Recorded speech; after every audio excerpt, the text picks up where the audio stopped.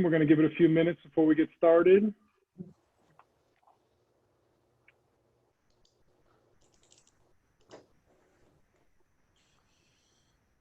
There's Mr. Nate Paolozzi. Hello, everybody.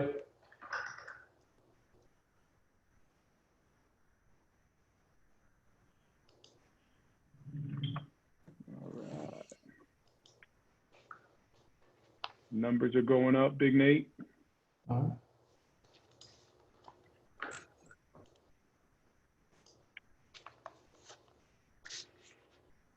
We'll give it a couple, like another more minute or so.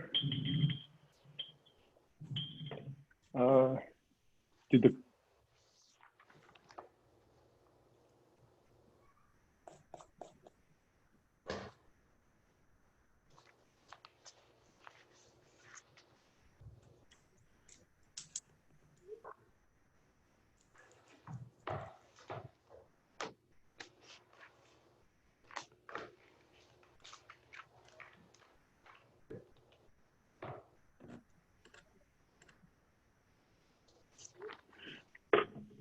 All right. So I think we got most of the goalkeepers. I know John said he had a bunch of his goalkeepers that were going to be on. Sounds good. Ready to kick it off? Let's do it. All right. Welcome, everybody, to another episode of the MYS webinar series. As we've done in the past, we're trying to highlight different types of players, professional, college players, to give you guys an insight into the experience of the youth experience and the recruiting process of a lot of the players that have come through McLean. Today we welcome Nathan Paolozzi, who is a former goalkeeper for me in McLean at 2000. I played on the McLean Hotspur team from U14 to U19, I believe, and was part of the team that won the national championship in 2015-16 season. He's currently now a goalkeeper at JMU, and so we're going to talk to him briefly for about 30 minutes about his experience, to give you guys an experience from a goalkeeper's perspective, what it's like to go from a youth player to playing college, and then you guys can ask questions and he can give you some advice. So you guys can submit your questions using the Q&A feature at any point in time, and we'll try to get those as we talk to Nathan, and then we'll go from there. So Alan, if you want to take the first one. All right. Yes. Nathan, thank you again for taking the time to join us. It's great to see you. Just want to start off with your youth career here in McLean. You know, when did you start? How old were you when you came to McLean? And you know, how did you end up in Hotspur?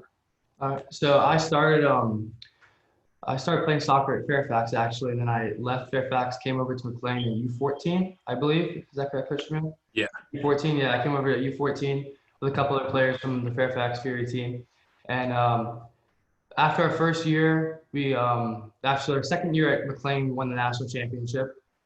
That was probably the biggest feat of my youth career. That was, like, as the team-wise, that was the most exciting part of my career. So we did that. We won multiple state cups, multiple regionals. I don't know the exact numbers for all that stuff. But it was a lot of states, regionals, and nationals, of course.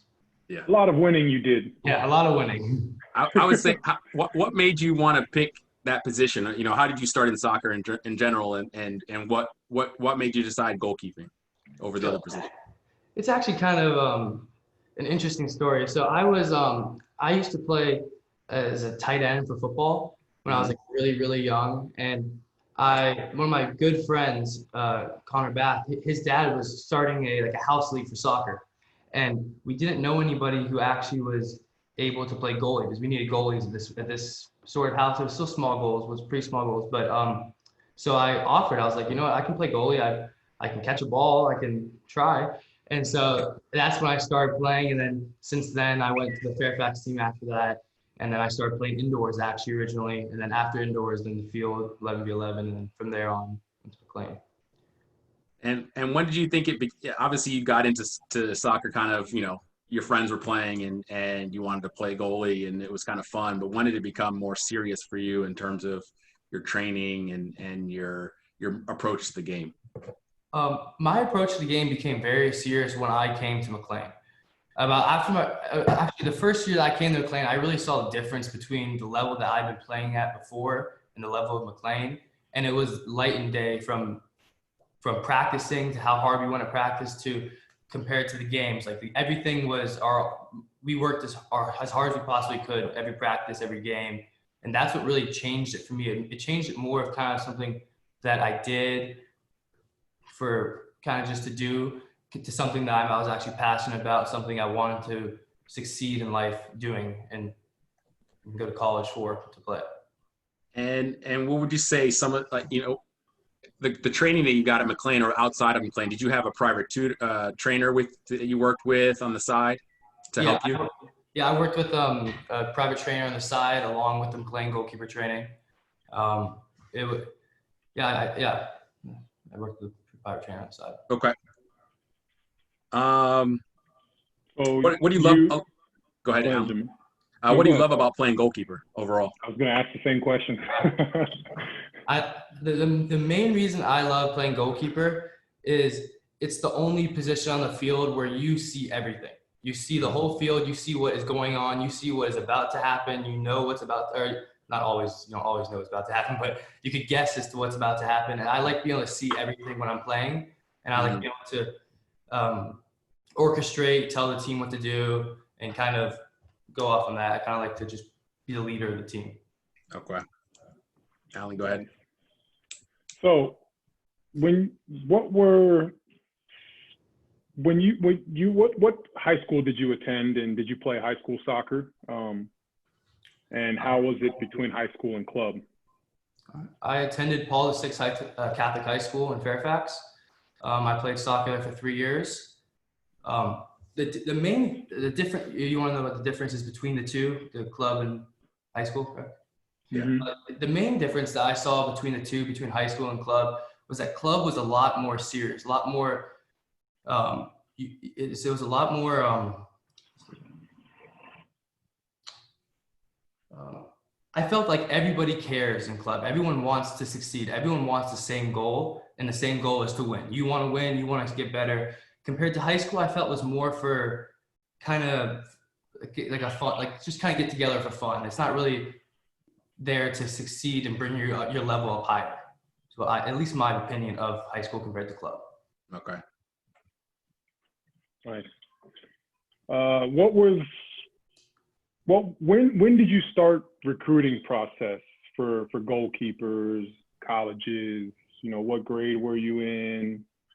What were your schools that reached out to you, or how did that come about? So I started my recruiting process September 1st of my sophomore year. I was contacted a few times during that day, the first day that they're able to. I don't know if it's changed since then, but when I was being recruited, it was September 1st of your sophomore year. I was contacted a few times that day, and then after some phone calls there, after some phone calls on that day, I got invited to my first visit. And then throughout my sophomore year, I went on many more visits. I talked to different coaches, and then after communicating with these coaches, I received a few offers. And so from that, I kept just going, going visits, meeting coaches, and communicating with them. Where do you think you were identified? Was it showcases, tournaments? I think I was mostly identified from either it was either ID camps, which was the main point, or either ID camps or it was from showcases. I personally think showcases helped me a lot, but also ID camps were a way for the coaches who, if they hadn't really seen me as much, they were able to sit down and look at me, especially in a goalkeeper setting when normally at these camps there's only 7-8 goalkeepers. They're able to sit there and identify your strengths, weaknesses, and able to look at you, compared to in a game where they were not able to really. Let's say you have a game where you don't get the ball once, they can't tell if you're a good goalkeeper or not if you don't touch the ball. So I feel like ID camps really did help me get recruited. I think that's a good point. The difficulty with recruiting for goalkeepers is that, especially when you play on a good team, as you had, it really was difficult to get action right? Every single game. And so some of these coaches would show up to, 20, 30 minutes of the game and not see you make a save or really distribute the ball or really see anything. And so going to the camps was a way, I think, to showcase that as well for you. One of the questions I think that I would have is, did you also put together a highlight film because we filmed a lot of games? Did you end up putting together any film to send to anybody? Yes, I actually throughout my high school career, starting sophomore year, I compiled 3 highlight tapes. Okay. The first one I made in the beginning of my sophomore year, which I first started out with coaches, and then the next one I made was junior year, then senior year. And even though senior year I was very committed, I still sent out that to my coaches just to keep them in the loop of what was going on and how I was playing. How long were your highlight videos that you sent them? Each one was around 3 minutes and 30 seconds to 3 minutes to 3 minutes and 30 seconds.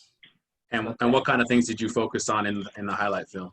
I focused on a couple different aspects. The first one that I really wanted to make sure I put, of course, was saves, like diving saves. But I also wanted to put different things that normally you wouldn't really think about as a goalkeeper. I put stuff like foot skills. I put, for example, if I receive a ball, switching the field, I put that in it. I put distribution with my hands, okay, as well as communicating, for example, on a corner kick, me moving people from where they're supposed to be. And then let's say me coming out and collecting the corner kick, I'd put that in it, the whole clip of me communicating along with coming and collecting it out to show the coaches that I'm communicating with my players and I can come and collect the ball. Okay.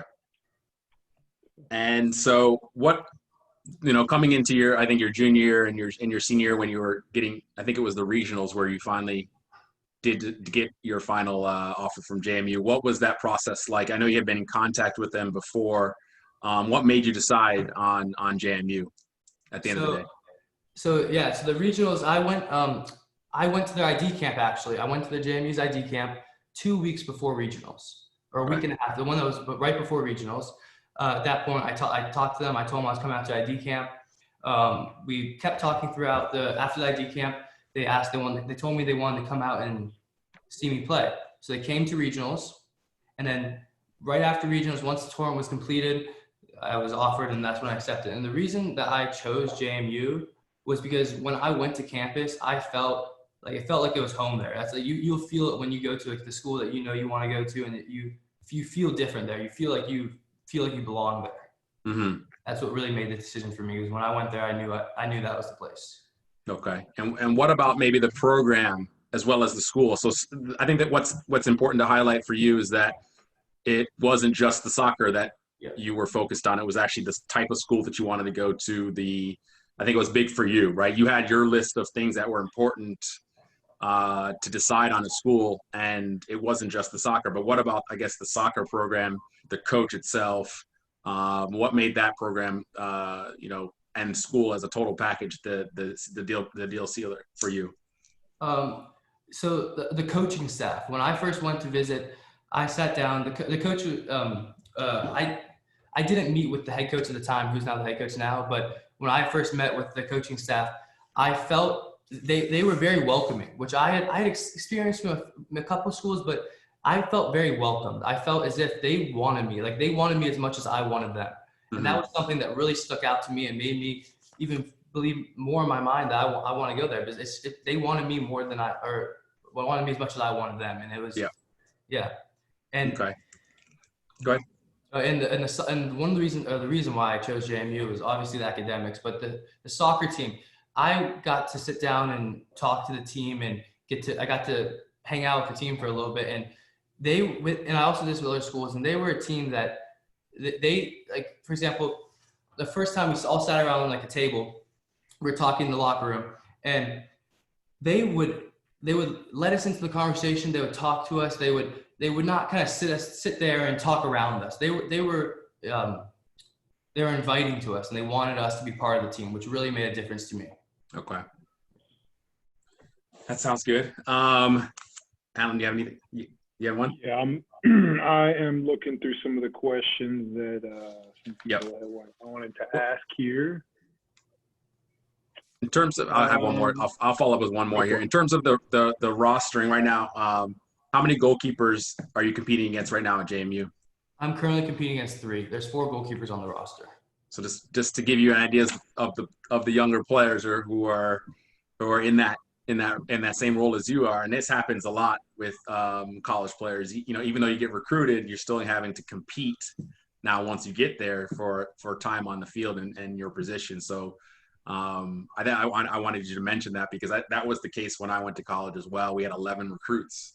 I'm not sure how big your recruiting class was, but I remember having 3 or 4 goalkeepers on the team every year, and it's very competitive. How do you find the training environment with the challenge of having to obviously earn time, but how do you find the training about how good are those goalkeepers? The goalkeepers are very good. The goalkeeper, the starting goalkeeper right now is someone that I look up to with everything. He is beyond one of probably the best goalkeeper I ever played with, and just seeing him play during practice and the way he works so hard in every single ball, every single rep, everything. It's what I strive to be. So it's really good to see players who they work hard every second of the whole practice, every second, and they are really trying to make themselves better. And that's one of the main differences that I also saw from going up into college level. So just to give a little context, Nathan was pretty much always the number one at goalkeeper on your teams, right? I don't think you really were. I mean, you were challenged when you were in the Hotspurs. You had 2 other goalkeepers or a goalkeeper, and it changed obviously later on. But you always find a way to obviously be the number one goalkeeper, and now you're having to kind of be in a different role. Do you find that difficult to kind of handle as a player who's a goalkeeper that was a number one for all these years, pretty much when you started till now, and then having to transition to be more of a backup? Yeah, it was very difficult. For my freshman first semester, I was redshirting, and if you don't know what redshirting means, it's basically the first semester. So the first season, you are not allowed. It's basically saving a year of eligibility for your back end. So I'll be a 5th year when I'll be a 5th year senior. Yep. And my first semester I'm gonna be honest, it was kind of rough being a redshirt freshman. It was hard because it was hard just to see the players going on trips, seeing the players doing all these stuff, and I was not able to partake in it because I'm redshirting. And but the thing is that always kept me going was the team. We all practice together. We are all a team. So no matter what, no matter who's playing, no matter who's going, even though it's hard mentally to deal with not being technically there for the team, you still know you're part of the team. You still know that you still need each other during practices. You guys still play off each other, base everything off each other. So yeah. Okay.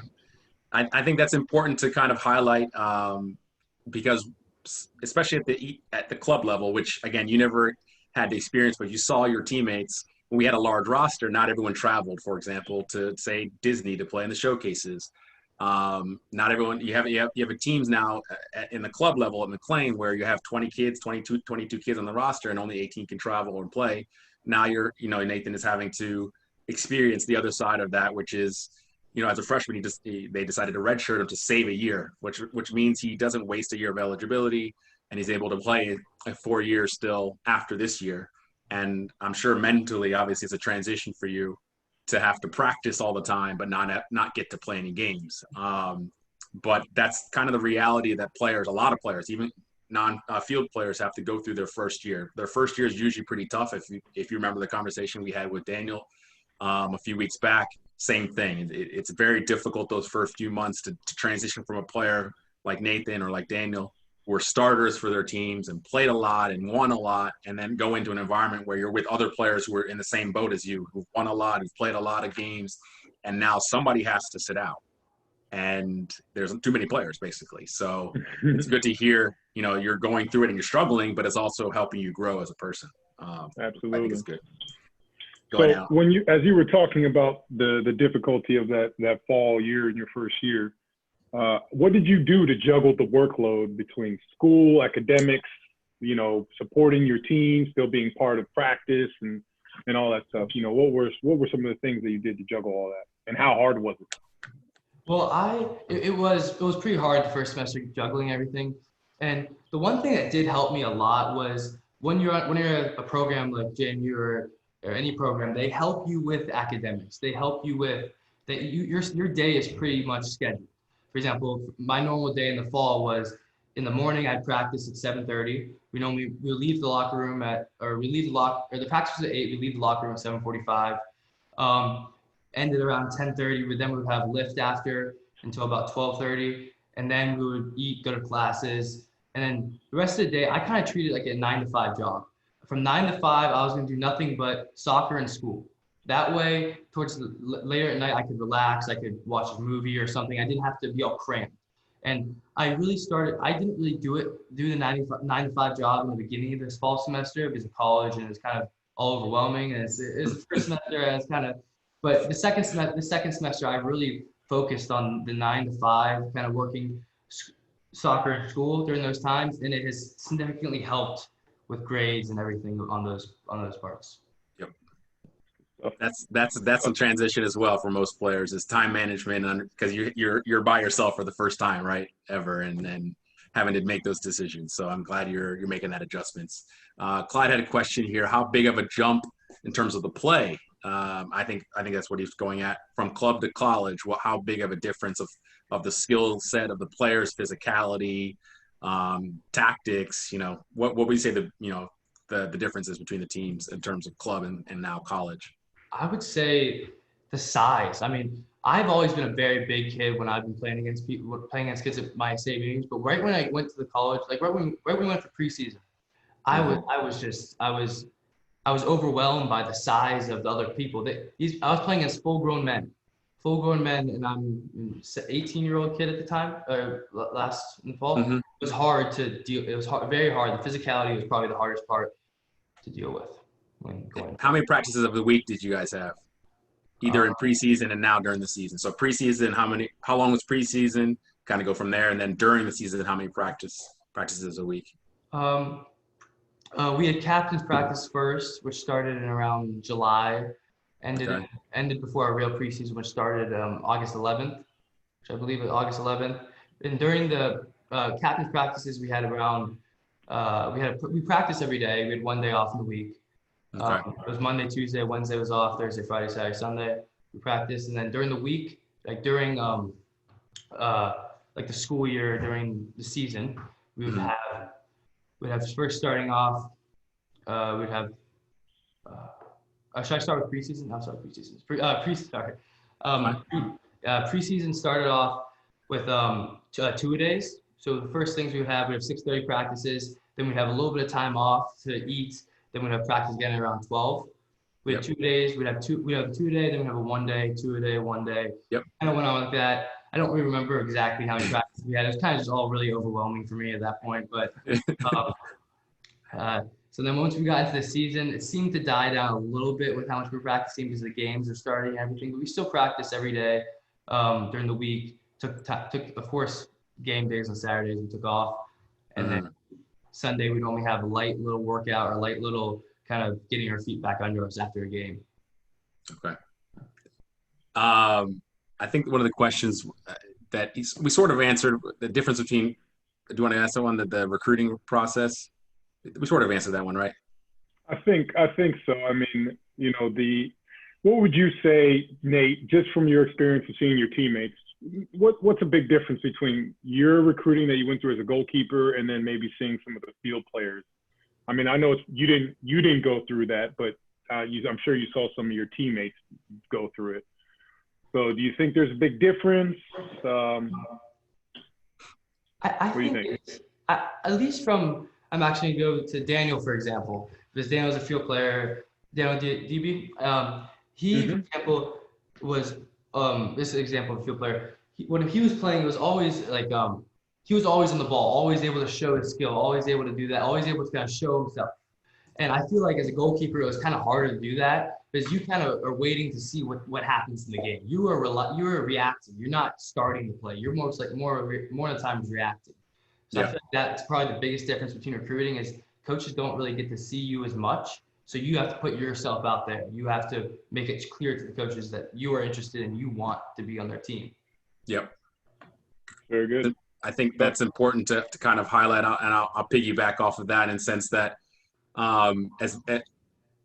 you had a lot of big games, which I think you did well in, which you save PKs, or you won us tournaments, or you obviously won us, help us win nationals. You were in the goal when we went to PKs for that.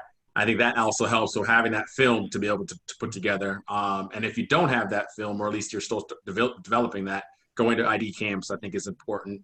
And then just, I would say, what I've been telling coaches, goalkeepers as well, is that being vocal on the field at least shows your intelligence, right? You're able to instruct the team as best you can, like a coach from the back part of the field. And even if you're not saving goals, coaches will see that and go, okay, maybe, that's something to look at. So I think that's one of those things that also helps in the recruiting process. I know some of the goalkeepers might not know what that's like, but that's what you have to develop over time. So we had another one talking about physicality. Do you think 5'9" player, a good goalkeeper, a good player will succeed versus a 6'8", a 6'9"? Does size matter to the coaches? I do think that size does matter to some coaches. I mean, as a goalkeeper, being a bigger goalkeeper does help a lot. I mean, it helps with being more like physically there. You're kind of taking over the field, you're kind of showing that you're the one in charge. I think that but a 5'9" goalkeeper can easily succeed with the correct skill and the correct hard work. It doesn't matter. I mean, if you work hard, then you will be able to succeed. I mean, yeah. Well, I would just say, giving you our backup goalkeeper from McLean is also playing. That was not our number 2. Or you guys pretty much split time most of the games, but he's also playing in college as well, and he's around 5'9", 5'10". I would say. I think he's probably sprouted up a little bit, but at the time he was getting recruited, he was a shorter goalkeeper. He's quicker, different reflexes, good with his feet, good with his distribution, very good with communication. Those things you have to, if you don't have a natural size, which coaches do, tend to lean towards, but even being a smaller goalkeeper, you could still get recruited. I think that's important to know. I had one quick question. I think it's a good one. How do you deal with the pressure or the blame of giving up a goal? So I used to have a pretty hard time with that when I was younger. As I've grown, it's kind of grown on me now. I still have a hard time with it when I let up a goal, but I kind of, at this point now, once you've played so many games, you let up a lot of goals. You know if you've made the mistake or what is happening. And I feel like for me, always after the games, I try not to get on myself in the moment, because right when you get on yourself in the moment, you ruin your whole mindset. Everything's gonna be ruined at that point. So I always try at the end of the games, I'll go through, if there's film, I'll go through that, or I'll go through in my head, what went wrong? What did I do? And then that, you can use that as something to learn from, not to kind of bring yourself down. Instead, you can learn from it. If I got scored on this way, next time I'm gonna do this differently so that doesn't happen. That's one of the main things I kind of learned later. And even now, like during practices at JMU, I use that. I try to see what I could do better, so next time I don't get scored on in that same situation. It's important. So, I think the answer to that to sum that up would be experience over time helps you deal with that. As you're a younger player, you probably got down on yourself. And the idea is to be positive, obviously, and then use that to get better. Use your mistakes to get better. And that's how you grow as a player. Just speaking from my own experience, and I think Nathan just described that as well, that over time he got used to making mistakes and used it. And now he studies himself and things like that. So I think that's important to know. We're kind of wrapping up right now. We're about to. Yep. With this. Yes, sir. I think Nate, you want to finish with your words to the goalkeepers out there to McLean? Yeah. I just want to give a couple of advices for people going through the process right now. So I know when I was going through the process, I could have used this, and I think Coach Shamil touched on it a little bit. My first point of advice is grades. Grades, even though it's off the field, are very important. If you have a low GPA and are a fantastic player, it's gonna be a lot harder for you to get recruited. And if you have a higher GPA, coaches will like that. Coaches will know that you're studious. Coaches will know that you're trying on and off the field. The other advice that is communication. As a goalkeeper, communication is extremely important. And all college coaches want and need a goalkeeper who is in charge of his box or field, and someone who has a presence on the field. So I feel like that is a very big deal when it comes to communication. Is a very big piece of advice that I'd be giving. And then my last piece of advice is ID camps. I've touched on it earlier. But I have been told by different perspectives regarding ID camps. But I would, if I'm being honest, I would not be at JMU at this moment if I had not went to that ID camp. So I would highly suggest, if you're interested in a school and you want them to know you, then you should reach out to them and go to the ID camps. All right. Awesome. Thank you very much. Thank you. Nathan, great job, Nathan. It's great to see you growing up, man. Keep it up. Thank you. Coach Jamil's done a fantastic job with you, man. Thank you. And yeah, again, I love the fact that you're growing as a player. I love the fact that you've moved on and are doing well. And I can't wait to see more from you. And appreciate you coming on. So thank you, everybody. Have a good night. thank you. Thanks, Nate. Bye. Do we have? All right, everyone. Shortly, Nataly Arias, former Colombian center back, will be joining us. She should be on in just a moment. Hopefully you all can stick around. Just a little bit of background. She is my cousin. I used to take care of her when she was young. She's from the area. She lived in Alexandria, and we'll touch a bit about that. So you all will get to know her and her experiences. She'll talk a little bit about recruiting. She attended Maryland University and played in the 2011 World Cup, which I had the privilege to attend and see her play in.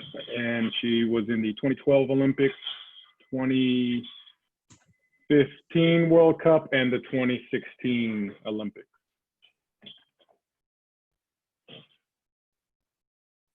There she is. Hey. Hello, Na. Hey, how are you? Good. How you doing? Good. Nataly, let me introduce you to my awesome buddy Jamil. Jamil is my cousin Nataly. How you doing? Nice to meet you. Nice to meet you. All right, and to all the people out there, to McLean personnel, this is Nataly Arias. She was the center back for the Colombian National Team. She also attended O'Connell High School, and then from there went to Maryland University, and went on to have a professional career with the Colombian National Team. So we'll just start off, and if you could just give a little bit of background of where you grew up, maybe your club team, and things like that. All right, well, cool. Well, thanks everybody for having me. I'm excited to be here. McLean is definitely near and dear to my heart. I was with the McLean Club from age, I believe, 9 to 15. Played with the McLean Pride during that time when the club was much smaller than what you guys have now. So it was just a itty bitty little club. But yeah, it was exciting to build something from the grassroots up, and see what it's become, which is a powerhouse, which has always been exciting to see. But I grew up in Alexandria, Virginia, Northern Virginia kid.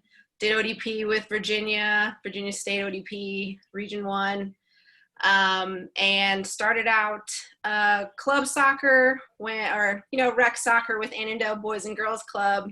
That was my first kind of house and, rec experience. And then did that with my brother, and I have a younger brother, and we both played basketball and soccer, and kind of did that rec league, and then just had a passion for soccer and got into the Vista Club and started travel soccer around age 7, and then did that, and then was on the Vista Club for about 2 years, then went to McLean. Most of my formative years was with the McLean Club, McLean Pride, and then went to high school, Bishop O'Connell High School, which is in Arlington, Virginia. Private school there, so I actually played high school soccer, but it was in the fall, a little bit different than public school in Virginia.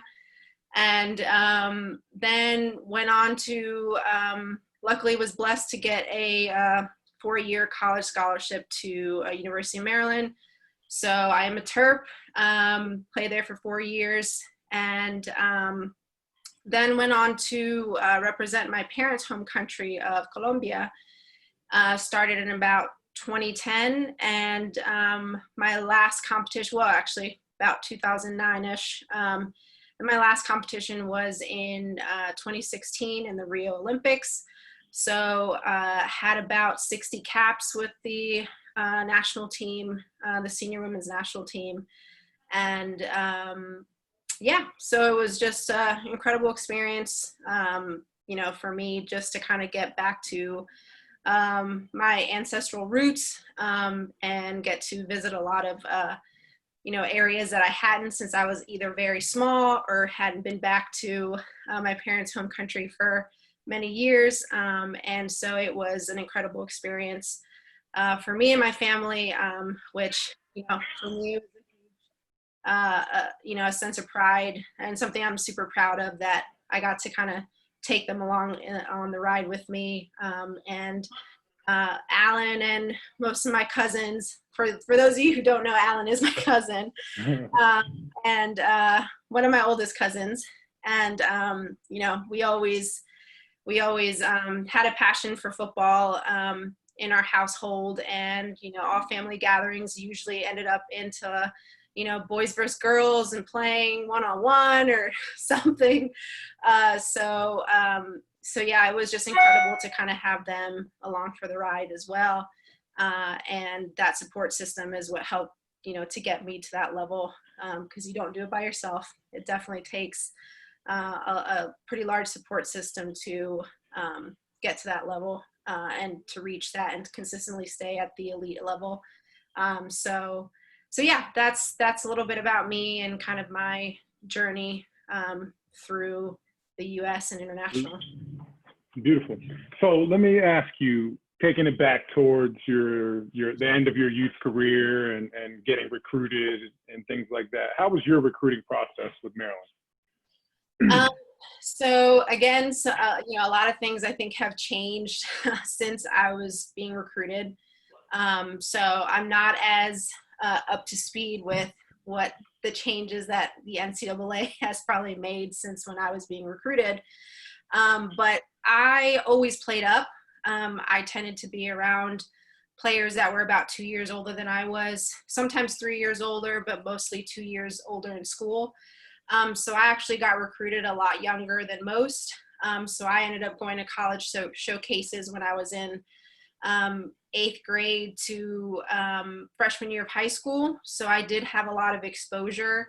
And, you know, but it was kind of the same rules. Like, they couldn't talk to me until I was, you know, a junior in high school. But, you know, a lot of my teammates were getting recruited around or just getting recruited through my club and through my club team. And we were just invited to a lot of different showcases.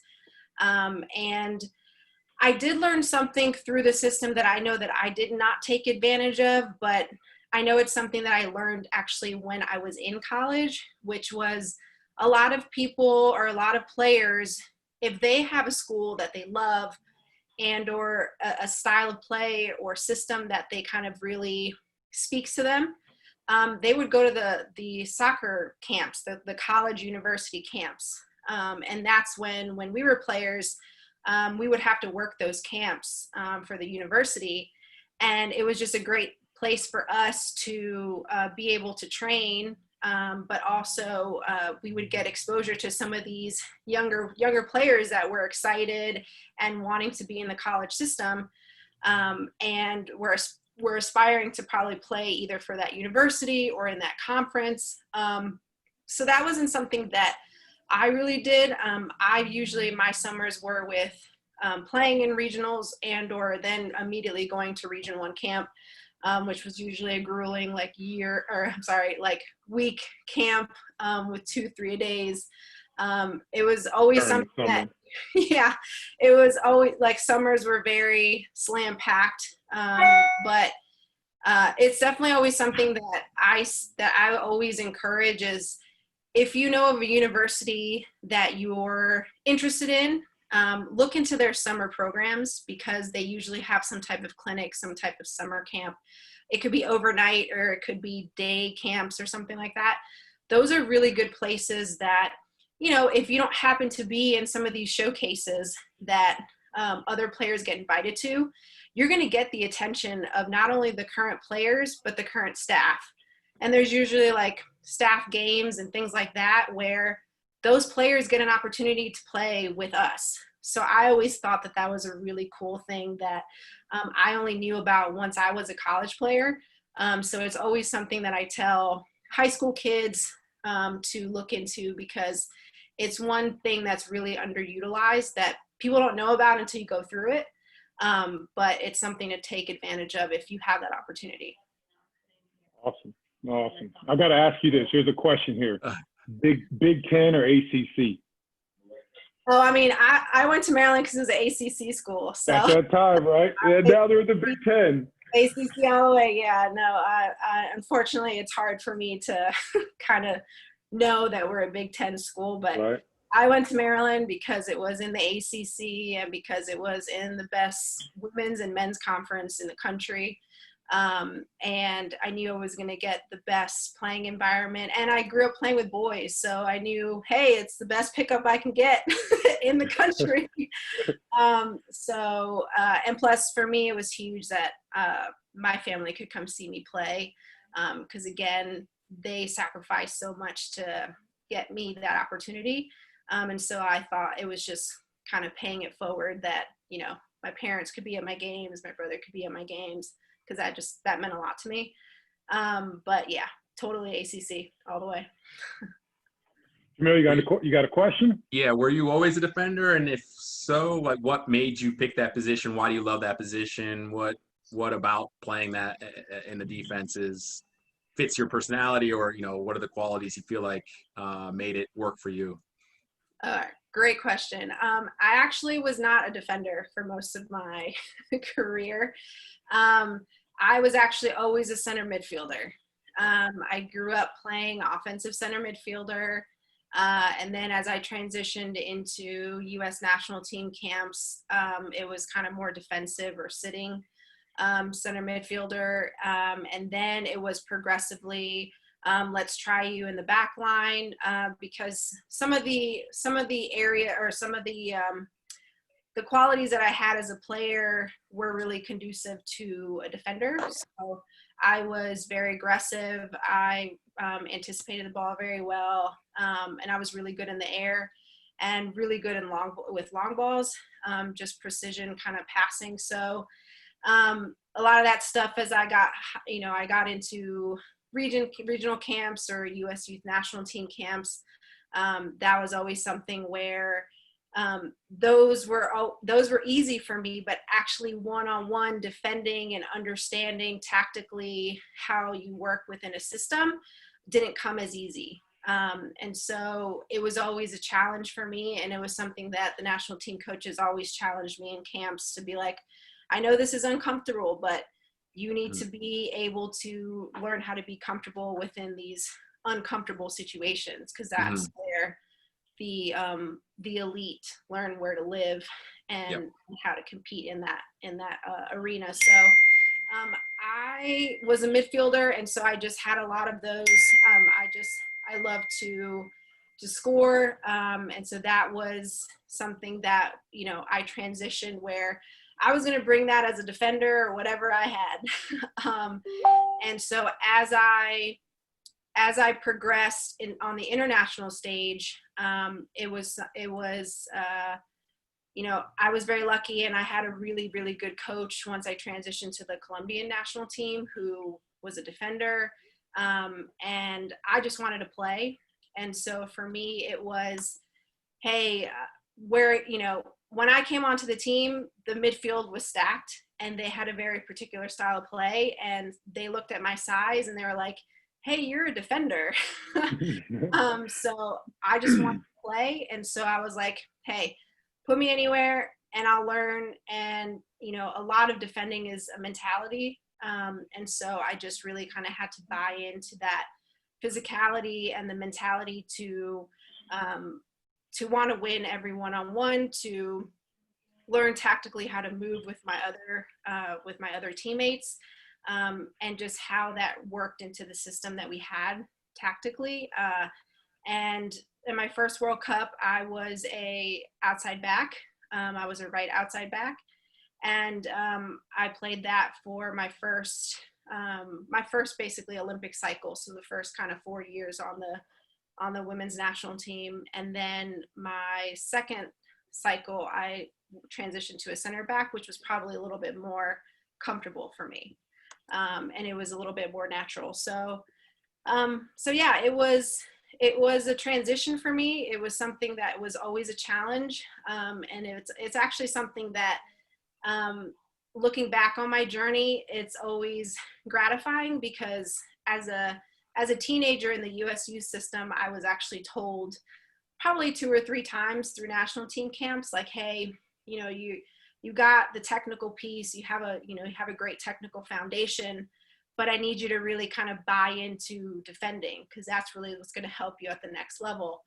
And so it was always a difficult, kind of humbling thing to hear, because I was like, wait, I'm technical, I score goals, what else could you want? And in order to be a complete player, you got to do everything. And part of that is defending, and part of that is being a good teammate and tactically being able to do what's necessary within a system. And that's what was necessary for me to get to the next level. And so I just completely bought in and completely transformed myself and how I train to really be an elite defender. Awesome. A couple questions from some of the attendees. Ava asks, besides soccer practices, how many hours on your own did you play soccer per day before you got to college when you were a youth player? So for me, I was lucky. You know, I had a little bit of a different upbringing or household, I think, than most. So, you know, football in my house was, and sorry if I confuse people, I say football and that means soccer. And so that was religion in my house. So it was, you know, always on TV. I was always watching games. I mean, I got more into kind of analyzing. Dad was a coach. Right. Dad was my coach. You know, my dad was a professional player in South America. And so, I mean, I started training at a really young age. I mean, I would say like I started doing it fairly consistently, probably from age 8 until I went to college. And for me, that looked like, you know, the weekends were the games, and that was where I got to express myself, and I got to kind of, you know, but do everything that I had been working on for that past week, or try new things. But I always had those 2 practices a week with my club, and then every other day it was at least 2 hours of ball work. And then as I got older, it was probably in the mornings, you know, it was 5:30 to 6:30 before school, you know, training with my dad, or, you know, training against the wall. So, hey, so it was always, so, you know, it was always consistent for me. You know, club practice I loved, because again, I got to train, and I got to be with, you know, a great set of players that always challenged me. But where I really honed my technical foundation and learned how to master craft was on my own. And that was always at least 2 hours, probably a day. But you know, my mom made sure that I did my homework first. I was gonna ask, is how big of academic role did academics play in terms of your recruiting, or just how important was that in terms of getting into Maryland and things like that? Yeah, so academics in my house it came first. You know, my mom was always very, very much provided a balance in my home, where it was, you know, if you're going to go get a scholarship, the scholarship says you're a student athlete, and it says student first. So you have to have the same discipline, the same time management skills, organization that you use to train. You have to use that as a student. And so academically, I always made sure that I was always in a good place, so that I didn't create any unnecessary obstacles for myself in college recruiting. So I made sure that my GPA was in a good place. I made sure that the principles that I had as a player always applied to the classroom. So some things came easier for me than others, but I knew that I wasn't going to get outworked. So if that meant I had to spend more time in a certain subject than others, I did that. And I always maintained throughout high school, it was always above like a 3.7, I would say. So I just made sure that that was never an issue for me for college recruiting, because those are barriers, unfortunately, that we can create for ourselves if we're not in a good academic situation. So made sure of that. Obviously, my mom helped made sure of that as well for my brother and I. But yes, it was important. And it made everything easy because, you know, I could spend more time training, or I could spend more time, you know, or it was easier to kind of say, hey, I want to go play pickup, or, you know, instead I don't go straight home. I go to this facility and go play pickup for a couple hours. But yeah, my parents knew that I was going to get my work done. So it wasn't ever, you know, I wasn't picking and choosing. Why did you, I guess, because it sounded like you play with the youth national team here a bit. Why did you end up choosing to play in the World Cup with Colombia? So, you know, for me, it was always important. Like, family has always been number one for me. And, you know, the style of play and how I was trained to approach the game, and just the style and the flair, I think, that I loved about it was very South American. It was super South American influenced. And as I got older, you know, I learned that within certain systems that I was more, let's say, made or kind of constructed and molded for that style. And, you know, so if I approached kind of some obstacles within the USU system that, you know, were not quite how I approached the game, how I saw it. And the South American style, or Colombian style in particular, Brazilian, it was very much, you know, ball on the ground, technical foundation throughout all positions. We're all interchangeable. So I think I felt like the game and the style kind of spoke to me a little bit more. And it just felt more comfortable, I think, for me, once I got on the international stage. And I felt like I always wanted to make an impact wherever I went. And I felt like I was going to make more of an impact, bringing some of the you know, the parts of the game that make the women's U.S. national team as great as they are, you know, bringing that to other parts of the world, or bringing that into South America, bringing that into another program, would only help the game. And for me, a lot of this is always, how can I grow the game? How can I make an impact? And I thought that just spoke to me, because I love the idea of really learning where I came from, learning about my roots. And that was always really important to me. And I was always very proud of being Colombian, and being a Hispanic American. And so it was just the best of both worlds. And it was just an experience that I'm truly grateful for, because I really just got the best experience that I could have growing up here, and learning everything that makes the U.S. youth national team as great as it is, and that system, but then also taking it to another part of the world and making it also elite. So yeah, it seems like you're carrying on your father's legacy, in a sense that, you know, you're able to give back to the country, your native country. How in that line of thought, how difficult was it, or what was the process like getting identified and then going back? And then was there any, you know, issues with dealing with you not obviously being from there, and you know, how was that clicking with the national team players from that lived there? Was that a difficult process at all for you? So it was I don't know if I would characterize it as difficult. It was just, I mean, I guess talk about just being humbled and being like uncomfortable and having to, check your ego at the door and just say, hey, this is me. I want to be the best. This is how I know how to do it. And if you want to do the same thing, then let's make history. Let's make this happen, kind of thing.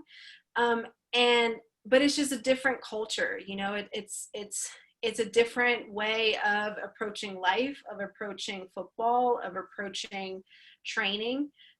So it was just a humbling experience for me to just learn what the system is like there. Yeah. And it's kind of odd because I mean, it's not as structured as obviously the U.S. youth system is. So I remember what it was like to just be identified for, a U16 national team. I mean, that was weeks and weeks of going to ODP tryouts, and then doing states, and then doing Region 1, and then doing the interregional, and and then going to numerous camps before you get to go to a competition, and numerous times you have to make a roster or not, and testing and all that. Well, in South America, it was simply the U20 women in 2009 made history where they placed fourth in the world in Germany before the 2011 Women's World Cup. So Colombia did amazing. They placed fourth, and it was an incredible generation of players. And I had never really considered playing for the Colombian national team, just because, I don't know, it just never had occurred to me before. Again, probably because I had just been with the USU system for such a long time, and I had just graduated from the University of Maryland and had decided that playing overseas just didn't make sense for me, just because there wasn't much structure at the time when I graduated. Yeah. And so,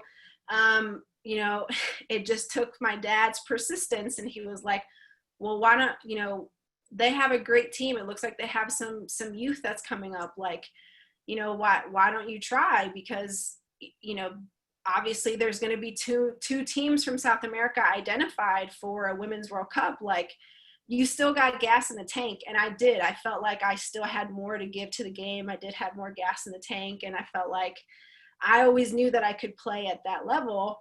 I just hadn't gotten the opportunity. Mm-hmm. And so I was like, yeah, sure. Let's go for it. And, kind of put almost like a resume together kind of thing. And somehow this very nice lady that works for the Federation, she was like, okay, you've called a number of times, so I'm going to give you his number and just call him. And I think he's in camp right now, but like, I don't know too much information, but don't tell him I gave you the number. So my dad calls, who was the U20 Women's World Cup head coach, and now he was the head coach of the senior team. He calls him, and he's like, okay, well, great. She sounds great. So why don't you bring her into camp? She needs to be here in 72 hours. And I was like, whoa, what do you mean? I'm not ready to go into a national team camp. Like, I've just been playing for fun. Like, no way. Because I was so used to the U.S. youth system of, you're going to be tested as soon as you go into camp. Yep. You know what the fitness, you know what the fitness expectations are. You know what the physical demand is. You know what the weight training looks like. You know the running times and everything you got to get. I was like, whoa, there's no way I can do this. But I was like, but from a technical standpoint or from a footballer standpoint, I knew I had it, but I was like, doubting myself a little bit. So my dad was like, this is your shot. What are you going to do? So my mom and I got on a plane and we went to Bogota. And for those that don't know, Bogota is in extremely high altitude. So the first couple of days, you can feel like it's regular, like you feel like you're at sea level. But then on day 3, 4, and 5, you're like, wait, why can't I run? Like, why am I breathing so hard? And it's because you're so high in altitude. I mean, it's almost double what Denver is. So it was an extreme change. And I basically had a 10-day tryout, and, you know, made enough of an impression for them to be like, okay, we'll come back. But the camps were like 20, 25 days. These were not 10 to 14 day camps that we all hear about. I mean, these were long, drawn out camps. Luckily, I had an incredible employer that was very supportive, and they were like, go ahead, if this is your dream, go for it. So went for it. Then the next camp, I had, you know, done very well and kind of had solidified myself as, you know, probably a top 15 player at the time. And so they were like, okay, you're going to go to Ecuador. We're going to do qualifiers, and let's see what happens.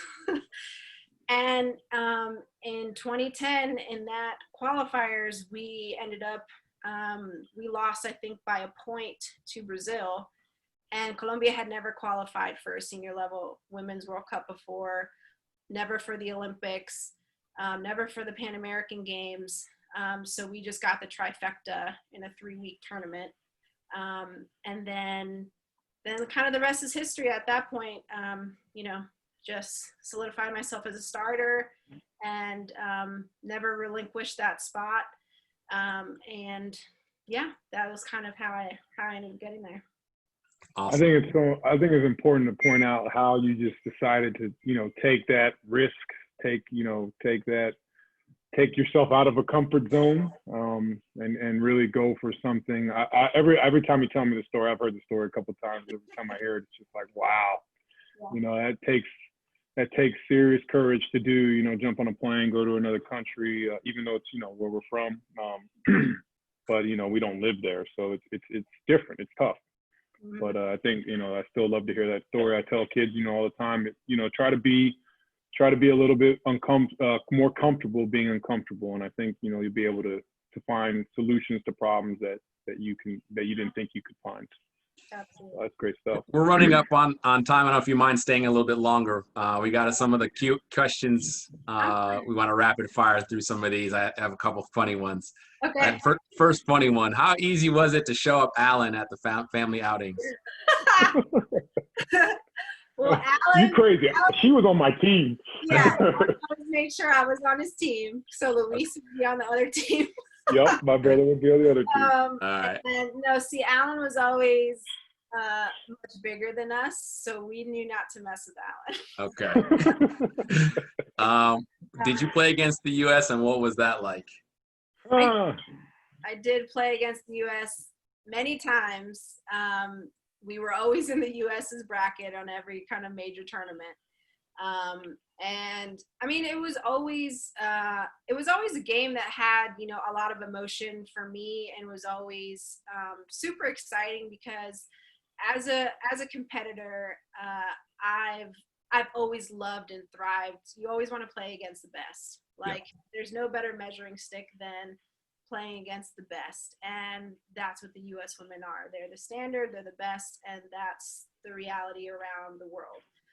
And so for a lot of my teammates, it was kind of more, you know, being starstruck a little bit, because that, you know, these women, you know, from a marketing perspective, they're known throughout the globe, and that's rare for other parts of the world for a women's footballer to be known outside of South America. I mean, they may be these incredible talents that people don't really know about, and you kind of get to know them in Europe.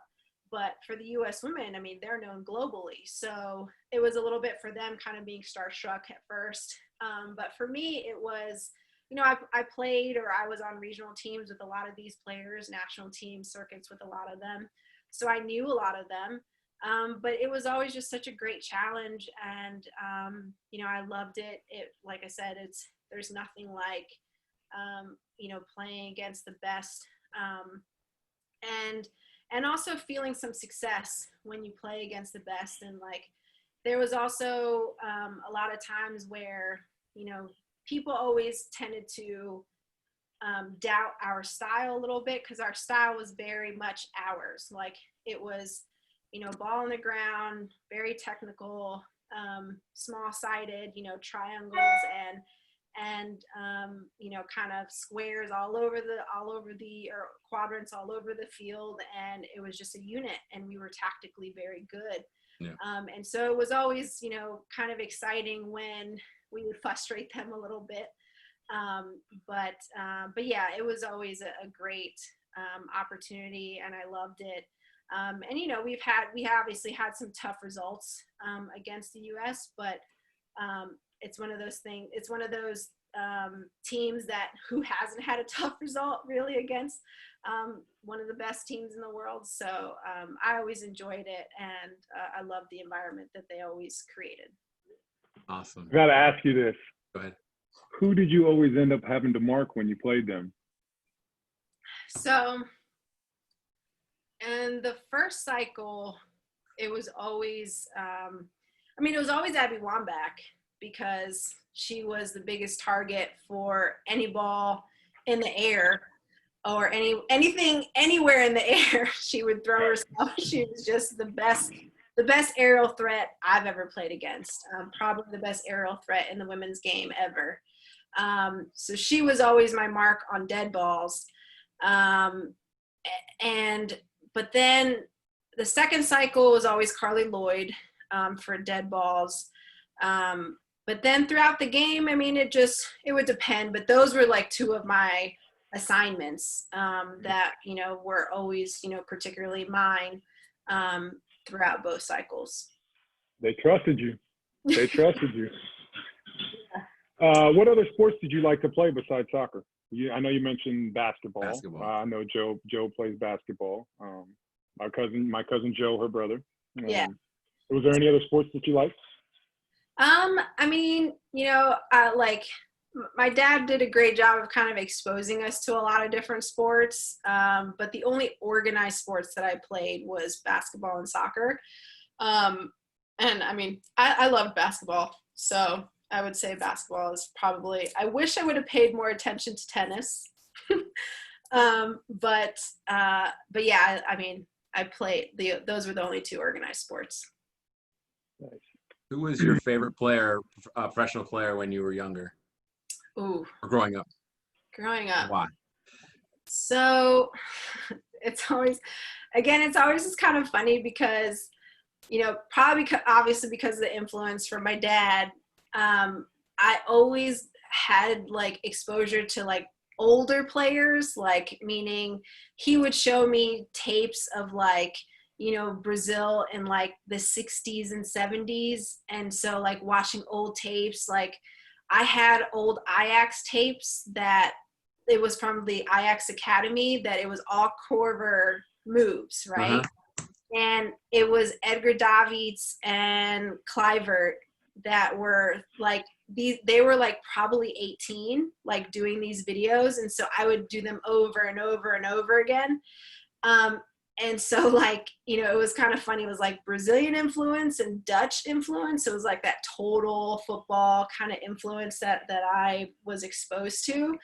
I don't know. I really didn't have like a player that I would say that I just loved. It was always just kind of, I loved just watching. I didn't really have a favorite, I would say.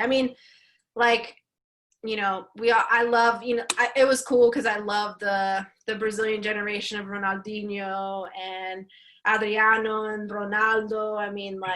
They were just so fun to watch. But I don't know if there was one player that I was like, I did everything that they did. Okay. Did you play with boys when you were in McLean? Not organized. So when I played when I played pickup a lot, that was in high school. And that was mainly through, since I went to high school with a private school, most of the kids that I went to middle school with, they went to the public high school. And so I actually would train with their high school boys varsity team like in the spring. And that was with Edison High School. So I would train with them there, or I would train in the winters with I actually trained with a club team, which was Team America at the time, which was one of Clyde Watson's teams. He's probably watching. Yeah. Yeah, I love Clyde. Clyde always challenged me and, created such an incredible environment for me from that perspective. Clyde also opened the door for me to train with the Washington Freedom in indoor soccer, like when they were getting ready for their seasons. And I was like 15, 16 at the time. So I loved anything indoor soccer was, great. So most of his boys teams I ended up training with, and they were with Team America. But I did not play with any boys teams in McLean, no. Okay. Was it tough clicking with the national team players when you went to Colombia? Well, that was the other little point that I probably missed, was that, so my first language was Spanish, but as I went to school, I kind of lost, or it was, I didn't lose it, but it was a choice, unfortunately. Not used as much. Yeah. An unfortunate choice that I made and my brother made, which was we decided that we weren't going to speak Spanish anymore, but luckily our parents would always probably scold us in Spanish, so we never lost the fluency to understand. But in order to converse, I knew that I had an accent, and I was kind of ashamed of it a little bit, and so I really did not speak very good Spanish at all when I went to my tryout. And even, probably 6 months after that, it was not great. But my teammates were very, very welcoming. Some of them were not, some of them were like, who's the outsider, who's the gringa, who's the American girl coming in here. And so, but you're going to get that in a competitive environment regardless. So I didn't take it personally. I just took it as a challenge, and I took it as, okay, yeah, I may subscribe and feel like one of you, but I haven't gone through the same experiences. So help me learn and help me. And so they were just wonderful women that just kind of embraced me and embraced my ideas, embraced how I approached the game, because again, I brought things to the table that they hadn't seen before, that they hadn't experienced, which was I train like I play. So I'm full tilt like all the time, and they're not. Like, it's very, they like to dribble, they like the flair, they don't like to get hit. Well, that's not how you play the game all the time. Right. So it was a physicality, it was, a training regimen, it was fitness, it was all those areas of the game that I didn't necessarily like, but I had to get good at, and I had to embrace as I went into college. And as I got out of college, if I wanted to play at the international level, I knew that was something that was necessary to get me there, and I helped bring that into that program. And so it kind of brought us all closer together, because there was just pieces that I wanted to learn more about, which was my language, more my culture, and that camaraderie. But it kind of made us closer, and it also made us just a great unit. And so we were very committed to each other and to making sure that our country was always seen in the best light globally. And we wanted to kind of introduce the world to our style of play and to impact the women's game. And I felt like we really did that in 2015 with the Women's World Cup performance that we had. And so that's what I think all of us are really proud of. And that for me, I went into the program and I definitely left it in a better place than I found it. That's always been super important to me. So yeah, I mean, it was just, a phenomenal experience. Awesome.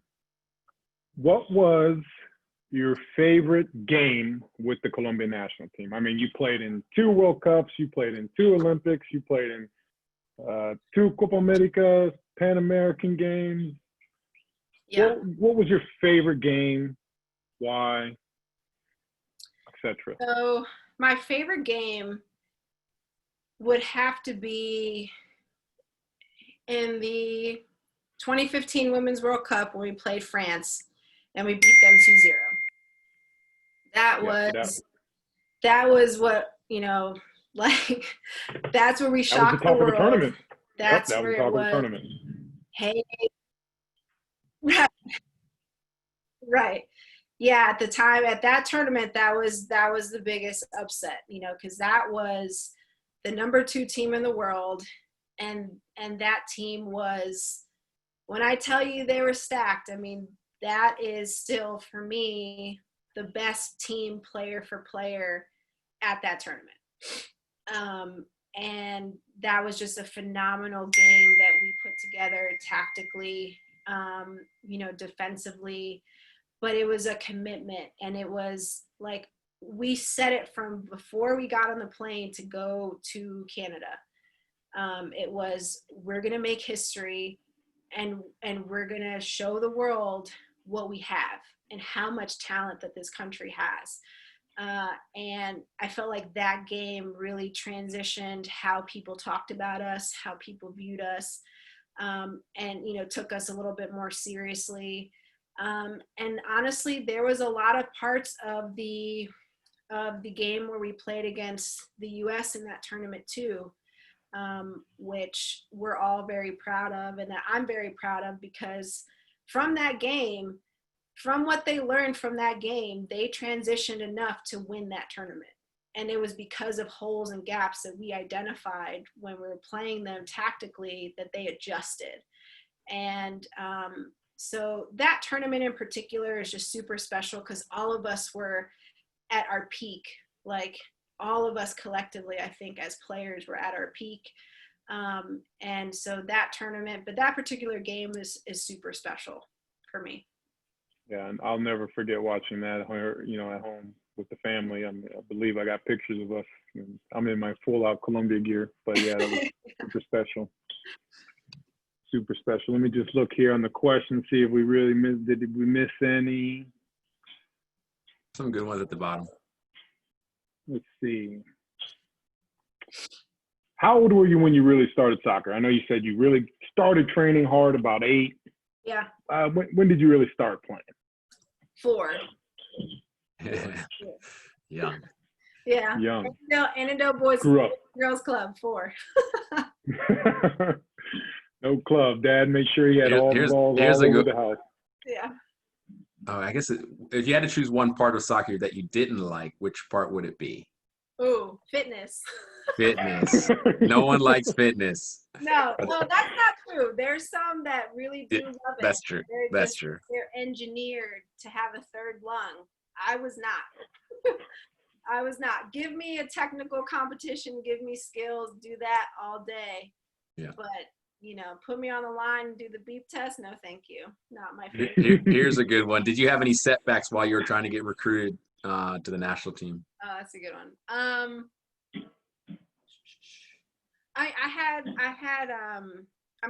I know that I tore my meniscus in high school. I just never did anything about it, which didn't help when I went into college, because then, you know, I had to get surgery in college. So I did have 2 arthroscopic surgeries in college on my left knee.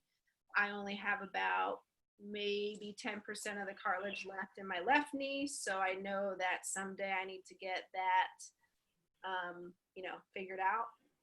But besides that, those were mainly the only, you know, surgical setbacks. I mean, I did suffer from a little bit of plantar fasciitis, because what's weird is that I have flat feet, which is kind of weird for an elite athlete to have, I've been told, but I do. And that was pretty bad my sophomore year of college. So yeah, it was weird. I was pretty, you know, very healthy and experienced just, you know, was very lucky, experienced a lot of success before college, but I think a lot of the adversity that I actually faced was in college.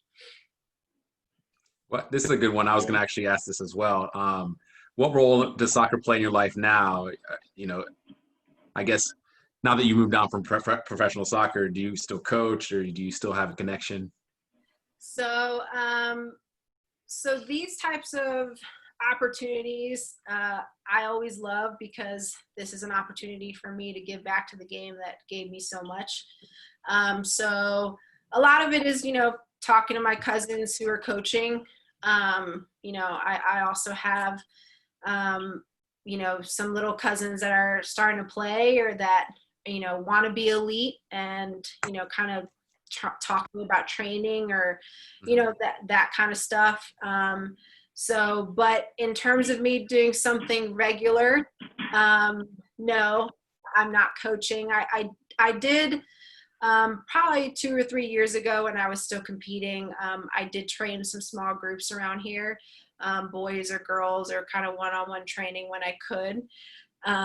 But yeah, I don't coach on a regular basis or anything like that. Do you play at all still, like in side leagues or Sunday leagues or anything like that? I try to, but again, like, nothing organized or nothing to fully commit to. It's like, oh, you have a pickup game, sure, I'll show up. And but no, nothing organized right now. But I know that will probably increase again. Like, I always have that itch to play, and but I actually will end up, I'm that person that will end up and just go, train on my own for an hour or two, and kind of get that release and do it that way.